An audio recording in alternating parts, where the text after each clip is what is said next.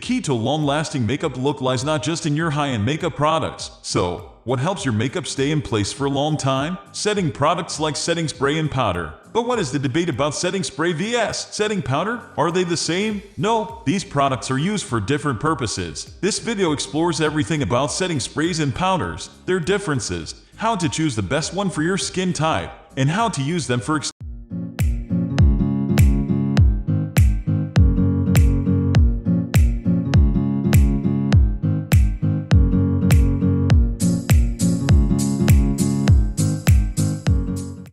What is a setting powder? Here are some insights into setting powder. It is available in two forms: loose and pressed, and requires a brush or puff to be applied. Loose powder is finer and made of ingredients such as talc and silica, which offer lightweight coverage and absorb excess oil. It is, thus, ideal for people who have oily and combination skin types or wear liquid foundation. Pressed powder is semi-solid and easier to use. Setting powder holds the foundation in place and prevents it from rubbing off. It reduces shine for a long-lasting, matte look. It can be translucent or slightly tinted to sit well with your skin tone. Setting powder also creates a smooth canvas for a flawless and hassle-free application of other products. All in all, if you want a matte, airbrush finish, setting powder should be your go-to product. It is better suited for oily skin or if you have issues of creasing/cracking.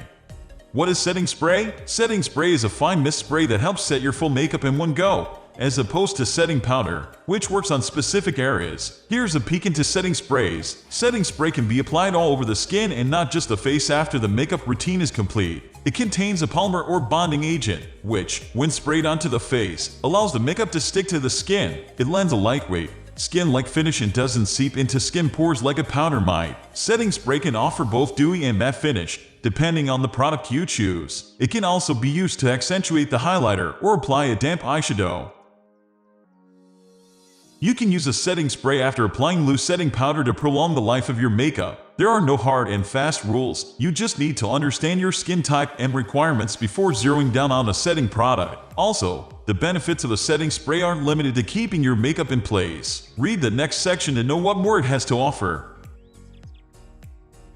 If you choose to not wear any makeup, you can still use a setting spray to add an extra layer of hydration, especially if you have dry skin. That said, setting sprays should not be used every day as most of them contain alcohol. Use them sparingly if you aren't wearing any makeup and go for alcohol-free formulas. It is important to know the difference between setting spray and setting powder to determine which product is suitable for your skin type. Setting powder can absorb excess oil, so it is considered ideal for oily or combination skin. On the other hand, setting spray is best suited for dry skin due to its ability to hydrate the skin. While setting spray can be used anywhere on the face, setting powder is meant for use only on the oily areas on the face that unsettle makeup. So, pick the right product based on your skin type and enjoy great results. In a nutshell, as is with all beauty products, make sure to consult a makeup specialist to understand the right kind of product for you and your skin type.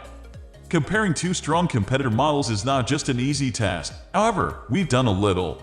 But choose yours according to your preferences. This video is just to help over the topic. Hope this video helped you out. Thanks for watching till the end.